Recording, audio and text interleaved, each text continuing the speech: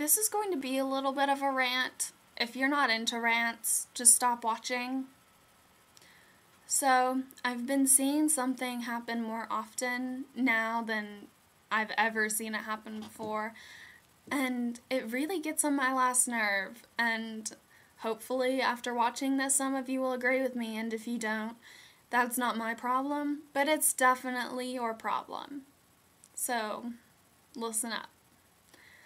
People, when they're depressed or they're having a hard time with their life, and maybe they're thinking about suicide or contemplating any sort of self-harm that includes eating disorders like anorexia. I mean, anything. And from what I've seen, they will try to reach out to someone. They will, whether it be, friends, family, even a stranger, they will try to tell someone about it because they know that what they're feeling is not something pleasant, and they want to stop it. So they'll go to someone. And I've seen this happen probably 4 times in the last month. Someone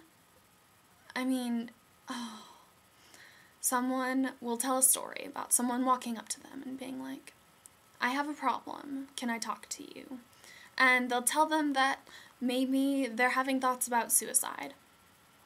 And the person will then just say, well, I think they were lying, so I just kind of ignored them and walked away. Or, I think they were just seeking attention, so I told them that people really do have that problem and that it's not okay to lie about it because you're taking away attention from people that actually do have problems with self-harm and suicidal thoughts.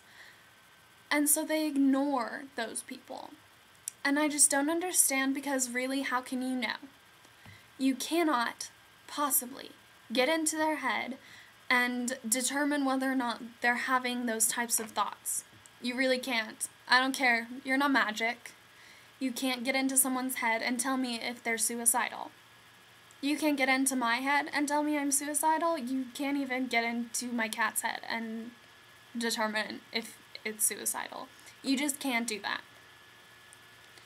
And really, even if they are in need of attention to the point of telling someone that they want to die, doesn't that tell you that they really do have a problem? Whether or not they know. They could be fully aware that they just want attention, and they're just going to tell people that they want to die just to get that attention. That says that they have some sort of problem, whether it be mental or emotional or some sort of traumatic event that happened in their childhood you don't know.